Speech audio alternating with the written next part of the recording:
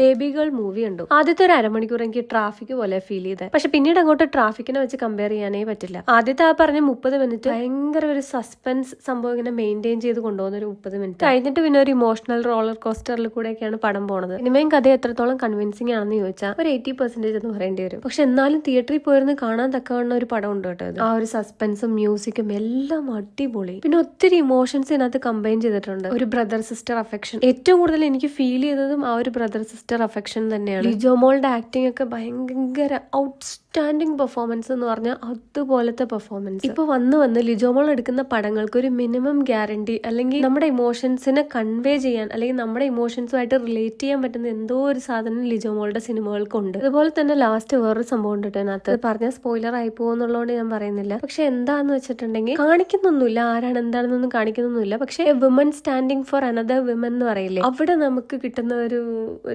എന്താ പറയാ, ഒരു കിക്കോ, ഒരു സന്തോഷമോ, ഒരു ഹൈ ഫീലിംഗോ അതൊക്കെ ഇതിനകത്തുണ്ട്. കഥ അത്രക്ക് കൺവിൻസിംഗ് ആയിട്ട് തോന്നിയില്ലെങ്കിലും ആ ഒരു സിനിമയുടെ കഥയും കഥാപാത്രങ്ങളും ഒക്കെ ഒരു 2 ദിവസത്തേക്കെങ്കിലും നമ്മുടെ ഉള്ളിൽ തങ്ങി നിൽക്കുന്ന ടൈപ്പുള്ള ക്യാരക്ടേഴ്സാണ്, പ്രത്യേകിച്ച് ലിജോമോളുടെ.